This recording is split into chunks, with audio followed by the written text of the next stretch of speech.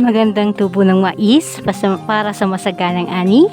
Nandito po ang inyong Tita Martha para gabayan kayo sa inyong pagmamaisan. Kung hindi pa po kayo nakasubscribe, please do click the subscribe button. Pati na rin po ang notification bell para lagi kayong updated kung meron akong bagong video. At kung nakasubscribe naman po na kayo, please don't forget to like, comment, and share.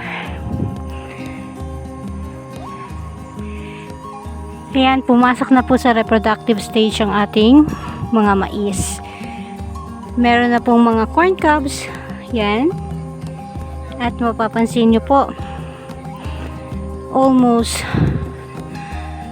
halos lahat po sila ay merong 2 cobs sa isang corn. By the way, disclaimer, lahat ng products na mababanggit ko dito sa aking video are not sponsored product.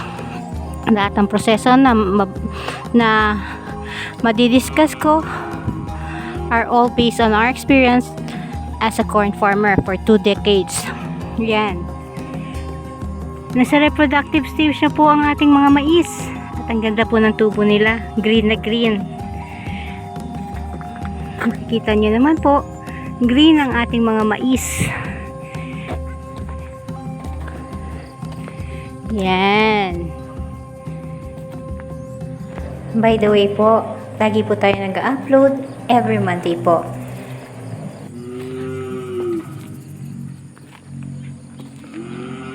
Pag ganito pong reproductive stage na po ang ating lalo na po pag nag-uumpisa po nagtatasa ang ating mga mais, dapat po hindi po natin sila nagagalaw. Kasi po, pag nagalaw nyo po ang ating mga mais, or magkakaroon po kasi ng mga fallen grains. Look at their tassels, oh. Ang po, yan po, pag nahulog po yan sa lupa lang, mawawala lang po na siya. Ito po yung mga tassels niya. Yan.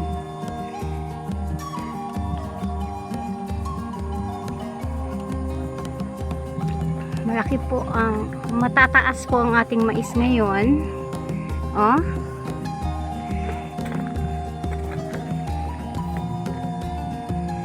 Yan, maganda po ang ating tubo ng ating mais ngayon. Nandito din po ako sa farm ngayon to check kasi po yesterday umulan ng malakas. And we're afraid kasi dito sa lugar namin ito, yan, medyo nagbabaha kasi siya.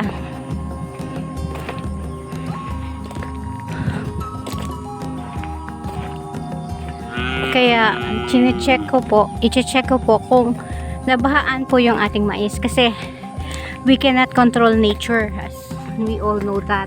Hindi po natin makokontrol ang nature.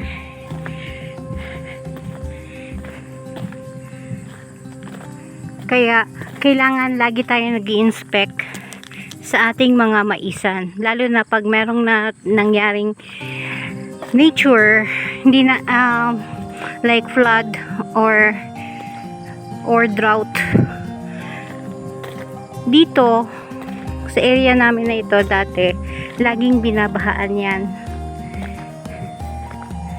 Pero since iniba namin ang ayun o, tignan nyo dun sa area yon. Doon medyo matubig siya, you know. I don't know if you can see it.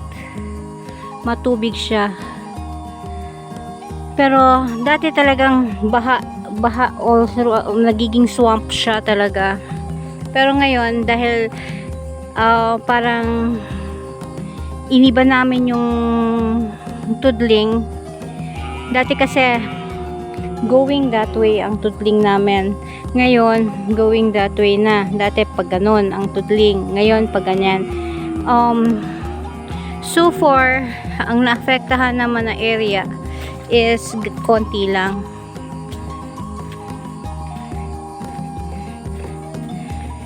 At this stage, kailangan talaga ng tubig ng ating mga mais, pero too much water is masama din sa kanila. Yan. Ayan, oh. Maganda to ngayon ang tubo ng ating mais. Ayan, so far konti lang naman ang nabahaan, and dun lang sa tudling nabahaan. Good thing na doon kami sa hill nagtanim ng aming mga mais. Yun po ang solution namin para at least hindi masayang yung area, at the same time hindi masayang yung mga binhi na aming mga tinatanim. At least meron pa rin kami ma-harvest dyan, pero maganda pa rin ang tubo niya, thank God. Yun.